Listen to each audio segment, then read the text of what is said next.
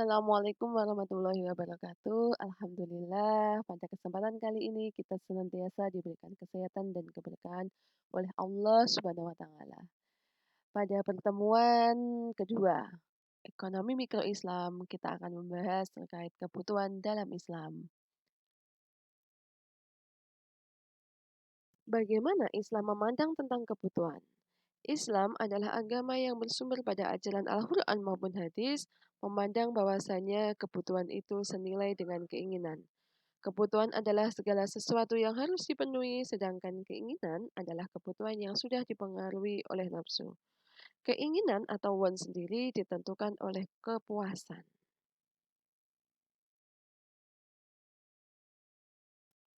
Kebutuhan setiap manusia beragam coraknya, namun yang terpenting adalah sandang, pangan, dan papanya. Dalam perspektif Islam, kebutuhan ditentukan oleh konsep maslahah. Konsep kebutuhan dalam Islam tidak dapat dipisahkan dari kajian perilaku konsumen dari kerangka maqasidus syariah atau tujuan syariah itu sendiri, yaitu tercapainya kesejahteraan umat manusia. Sehingga dapat disimpulkan bahwasanya kebutuhan dalam perspektif Islam adalah semua barang dan jasa yang memiliki nilai maslahah.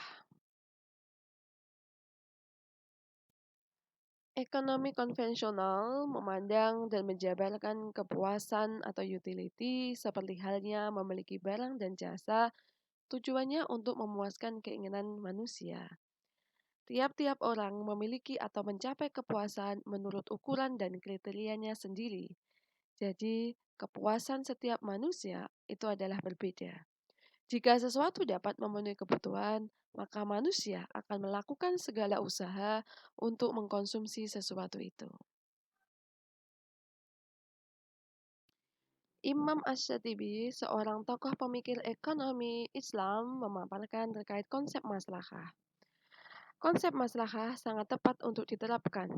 Menurut Imam Syatibi, maslahah adalah pemilikan atau kekuatan barang dan jasa yang mengandung elemen-elemen dasar dan tujuan kehidupan umat manusia baik di dunia maupun di akhirat.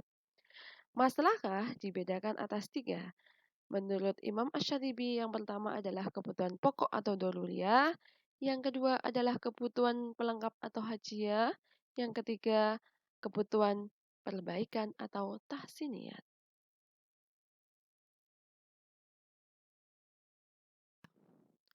Doruriyah adalah sesuatu yang wajib adanya yang menjadi pokok kebutuhan hidup untuk menegakkan kemaslahatan manusia.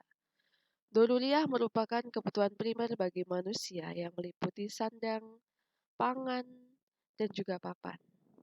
Namun tidak hanya pada kebutuhan sandang, pangan, dan papan, hal-hal yang bersifat doruriyah bagi manusia yang harus kita jaga yaitu agama, jiwa, akal, kehormatan, dan harta. Dari kelima hal tersebut masuk ke dalam konsep maqasidus syariah dan wajib adanya memelihara daripada lima hal tersebut. Maslahah yang kedua yaitu hajiyah. Hajiyah adalah sesuatu yang diperlukan oleh manusia dengan maksud untuk membuat ringan, lapang, dan nyaman dalam menanggulangi setiap kesulitan-kesulitan hidup.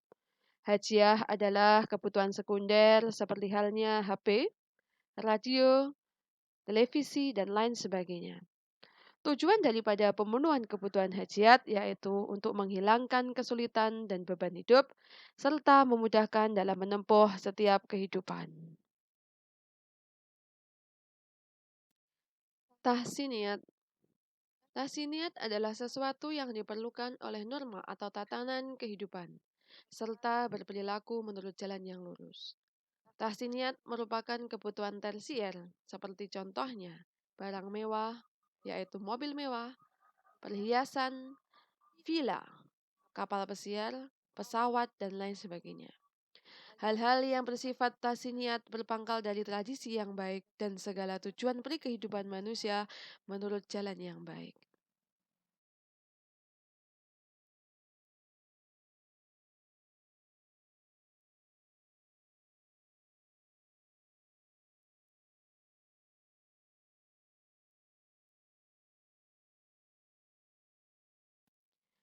sehingga dapat kita pahami bahwasannya yang terpenting dari tiga tujuan pokok itu adalah yang dzururiyah. Dzururiyah wajib dipelihara. Hajiyah boleh ditinggalkan apabila memeliharanya merusak hukum dzururiyah itu sendiri. Dan tahsiniyah boleh ditinggalkan apabila dalam menjaganya merusak dari dzururiyah dan hajiyah.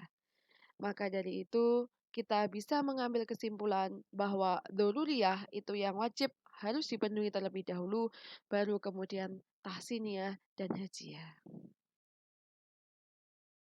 Bagi pakar ekonomi Islam, maslahah merupakan suatu konsep yang lebih objektif daripada konsep utilitas untuk menganalisis perilaku ekonomi. Kebutuhan itu harus dibeli, namun keinginan tidak harus dibeli. Kebutuhan tidak tergantikan, keinginan tidak selalu penting. Kebutuhan tanpa pertimbangan, namun keinginan butuh pertimbangan yang matang untuk membelinya. Kebutuhan adalah darurat, sedangkan keinginan bisa digantikan. Sehingga dapat ditarik kesimpulan bahwa utilitas dan maslahah itu sangatlah berbeda. Beberapa keunggulan konsep maslahah adalah sebagai berikut. Yang pertama, maslahah adalah subjektif dalam arti bahwa individu akan menilai mana yang lebih baik bagi dirinya atas barang dan jasa yang maslahah baginya. Kedua, maslahah individual akan terisi dengan maslahah sosial dan tidak seperti kepuasan individual yang seringkali menimbulkan konflik kepuasan sosial.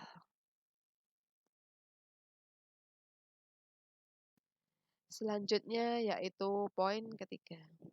Konsep maslahah ditekankan pada semua aktivitas ekonomi dalam suatu masyarakat.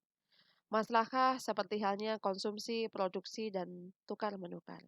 Sedangkan utilitas itu hanya berkaitan dengan masalah konsumsi dan keuntungan, bersinggungan dengan masalah produksi. Poin terakhir yang nomor 4, tidak mungkin kita membandingkan kepuasan yang diperoleh orang A dan kepuasan yang didapat B pada saat mengkonsumsi makanan yang sama dalam waktu yang berbeda. Karena kepuasan setiap orang secara nyatanya adalah selalu berbeda. Lalu kemana alokasi sumber pendapatan kita yang sudah kita peroleh dengan usaha dan kerja keras kita?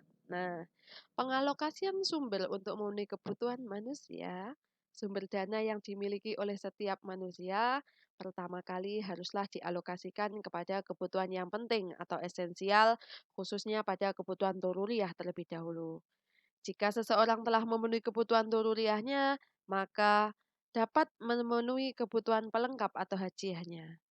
Dan jika sumbernya masih ada, maka ia dapat mengalokasikannya kepada kebutuhan pemelihara atau tahsiniat. Aturan ini merupakan tahapan yang alamiah dan tidak dapat ditampilkan dengan analisis kecembungan indifferent curve karena seperti yang berlaku dalam konsep atau asumsi ekonomi neoklasik. Sehingga dapat kita pahami bahwasanya doruriyalah yang terpenting, kemudian diikuti oleh hajiat dan tahsiniat. Pesan yang bisa kita ambil hari ini adalah dahulukan kebutuhanmu, bukan keinginanmu. Karena keinginan memang berakhir pada kepuasan. Namun, apakah kepuasanmu adalah tujuan akhir hidupmu? Semoga materi hari ini bisa memberikan manfaat bagi kita semuanya dan sampai jumpa pada materi berikutnya. Terima kasih. Wassalamualaikum warahmatullahi wabarakatuh.